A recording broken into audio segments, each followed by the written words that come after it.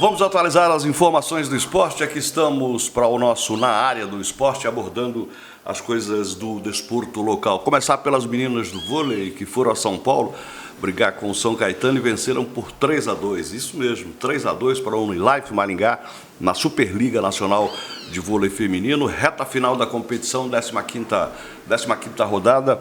As meninas do Autori, do técnico Aldori Gaudêncio, foram a São Paulo, precisando do resultado por conta de que o São Caetano é um adversário direto pela briga, para evitar o descenso na Superliga, para evitar que se perca a vaga de disputante da elite da principal competição da modalidade do país, essa Superliga, que é super glamourosa por conta de que tem jogadoras da seleção brasileira, que é uma das melhores seleções do mundo, tem equipes espetaculares e tem o time maringaense, pelo segundo ano consecutivo, representando a Cidade Canção e representando muito bem. Fez 2 pontos fora de casa, 3-2, o jogo foi dramático, mas as meninas conseguiram o triunfo e aí fica numa posição muito boa, até, quem sabe, pensar numa classificação para a próxima fase. Isso é um pouco difícil, mas está em 10º lugar, ali 3 pontos abaixo do Brasília, que é o 9º colocado, e depois está o Barueri com 18, já um pouco mais distante. Eu acho que esse projeto de chegar ao play-off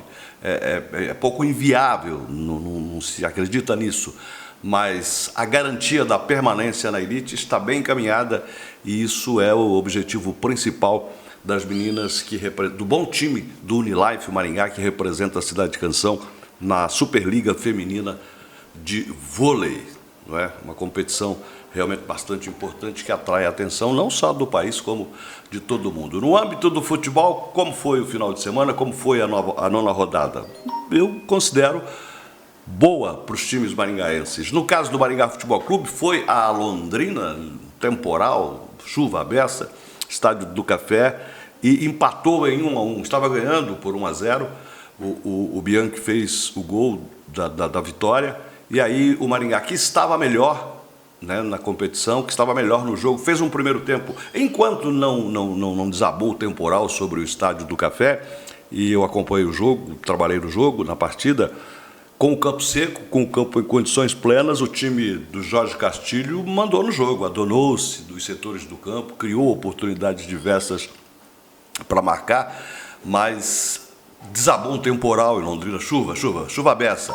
E o sistema de drenagem do Estádio do Café, diferentemente do Willie Davis, também choveu no Willie Davis, vamos falar daqui a pouco, onde o Aruco jogou contra o Cascavel, mas o sistema de irrigação do Estádio do Café não é dentro daquilo que se esperava. Alagou o campo completamente, não é?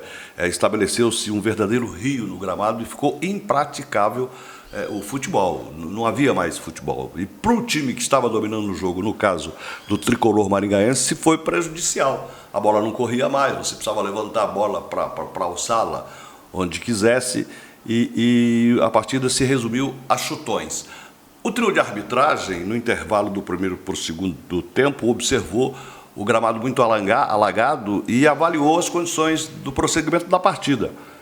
E determinou-se que esperar-se-ia por 30 minutos, depois mais 30 minutos, para ter sequência ou a partida ser suspensa. 1 hora depois, o jogo, a comissão de arbitragem, em conversa com dirigentes, com comissões técnicas, optou por dar sequência à partida. O campo não estava em condições plenas, mas teve melhora considerável, e aí o Maringá saiu na frente, traduzindo a superioridade que até aquela altura do jogo tinha, com um gol do Bianchi, gol de cabeça do Bianchi, e passou a preservar este resultado. Eu acho que foi aí o erro do Castilho, no sentido de ele não manteve o seu time pressionando o Londrina. Ele, é claro, é natural, todo treinador faz isso, toda a comissão técnica determina que os comandados se comportem desta forma. Olha, estamos ganhando de 1-0 na casa do adversário, antes de fazer o segundo gol, temos que nos preocupar, temos que armar uma estratégia para evitar que empatem.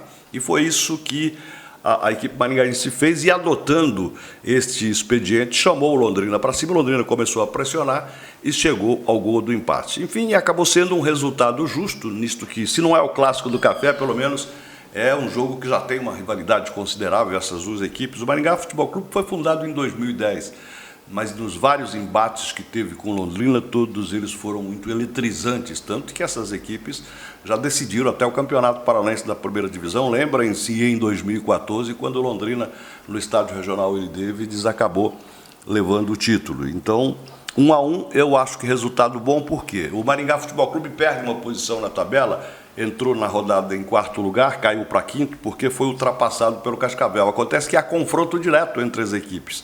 A diferença é de 1 ponto. O time do Cianorte tem 1 ponto mais que o Maringá Futebol Clube, e os times se enfrentam nesta quarta-feira. Portanto, jogo decisivo, chamado jogo de 6 pontos. Quem ganhar, ascende a condição de 4ª posição. E é isso que o Maringá Futebol Clube quer, porque passar para a segunda fase como 4º colocado garante nos mata-matas o direito de fazer a segunda partida em casa. Então, um jogo muito importante, um jogo pontual para o Maringá Futebol Clube nesta quarta-feira, diante do Cianorte. E aí, esta será a 10ª rodada. E a primeira fase, a fase que vai definir os classificados, está agendada para a rodada seguinte, a 11ª rodada.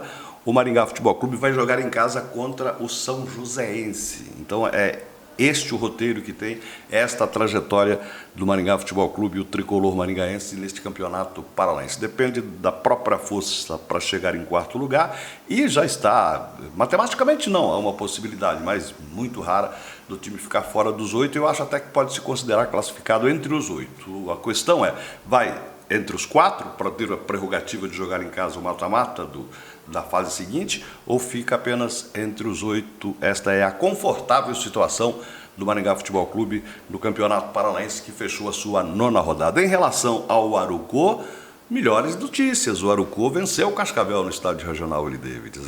O Arucó do time maringaense recebeu a equipe do Cascavel, que precisava desesperadamente da vitória, porque vinha de uma sequência de 2 derrotas. O time mudou a comissão técnica, tinha perdido para o Maringá Futebol Clube, perdera também para o Operário, e acabou mais uma vez perdendo, desta vez para o Arucó, que apresentou o melhor futebol, notadamente na etapa inicial. Envolveu o time do Rafael Andrade e do professor Fernando, seu auxiliar, envolveu completamente a equipe cascavelense, justificou os 2-0 que fez no segundo tempo. Na etapa seguinte também choveu, não com tanta intensidade como em Londrina, mas choveu no gramado, e aí o Samurai Black foi administrando o resultado, era isso que precisava fazer, conseguiu, até tomou um gol de desconto, né?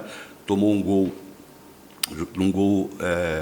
para descontar, mas segurou o 2-1. Está numa situação muito confortável. Eu diria até que do rebaixamento já isolou a possibilidade, mas tem chances reais, sim, de chegar entre os 8 colocados. Veja que curioso, vai jogar quarta-feira contra o Azures em casa, se contabiliza a vitória, sai para jogar diante do Cianorte e fica torcendo contra o São Joséense, que vai enfrentar o Maringá na rodada final. Logo, curiosamente, não é? Emblematicamente, as equipes maringaenses podem se ajudar. O Maringá pode vencer o São Joséense, na rodada final estou falando, e de forma direta contribuir para que o Arucó também fique entre os 8 colocados. Imagine os 2 times maringaenses classificados para a segunda fase, é muito mais do que projetável os torcedores mais otimistas. Isso, por enquanto, a gente fica por aqui agradecendo a sua atenção pelo nosso Na Área do Esporte.